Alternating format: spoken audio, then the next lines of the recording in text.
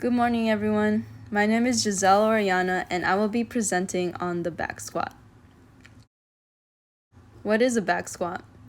It is the most basic strength exercise in weightlifting, and one of the most commonly used exercises other than the competition lifts. In order to execute a back squat, place a barbell behind your neck. Retract your shoulder blades tightly and rest the bar in the meat of your upper traps. Place your feet between hip and shoulder width apart, with the toes turned out so that at full depth, each thigh and the corresponding foot are in line with each other. Set your back in a complete arch. Take a deep breath and lock it in, forcefully tightening all trunk musculature. Bend at the knees and hips simultaneously to move down as directly as possible into the bottom of the squat with an upright posture, maintaining tension on the legs throughout the movement and controlling the speed of the descent. Full depth is achieved when the knees are closed as much as possible without losing the arch in the back. And if you cannot sit into a full depth squat, you need to work on your mobility. Upon reaching the bottom position, immediately transition and stand as aggressively as possible, again with the knees and hips together to maintain your upright posture. Try to lead the movement with your head and your shoulders. Exercise performance. The back squat. In the next video, I will be demonstrating on how to properly do the back squat. This is me performing the back squat, as well as a couple pointers to keep in mind, such as keeping your shoulder width stance, full grip on the bar, hips descent below the knees, heels down, and knees in line with the toes.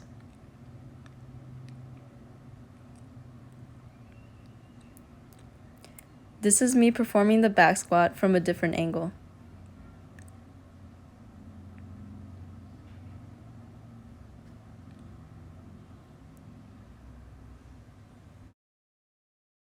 The back squat exercises the muscles of the core and the legs, which are the two of the biggest muscle groups. Some of those muscles include the quadriceps, gluteus maximus, adductor magnus, soleus, the hamstrings, gastrocnemius, erector spinae, the rectus abdominis, and the obliques. Plane of motion.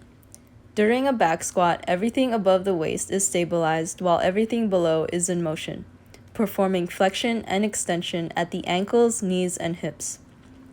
When flexing and extending the lower extremity as such, the knees are tracking parallel to the imaginary plate that cuts the body into left and right halves. Additionally, the hips move back and down, similarly staying in line with the track of the sagittal plane. There is no intentional left or right movement during this exercise. Therefore, the back squat can be classified as a sagittal plane exercise. Articulations of the back squat include the hip joint and the knee joint. At the hip joint, there is hip flexion and extension. At the knee joint, the two joints that make up the knee are the tibiofemoral joint and the patellofemoral joint. The tibiofemoral joint is a hinge joint working in the sagittal plane of the movement with 0 to 160 degrees of knee flexion.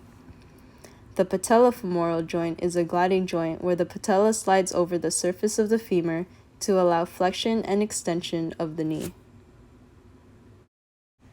To set up for the exercise, make sure you wear proper workout attire, have the proper equipment, have a water source, warm up for the exercise, have a spotter, or whatever it is you need to make sure you're ready to execute. The back squat involves holding a weighted barbell across your upper back. It should sit on your trapezius muscles, which will act as a pad for the bar. Get ready to execute the movement. This is my current setup over here. Barbell and weights. With the gym still being closed because of the pandemic and everything going on in this world, you have to work with what you have.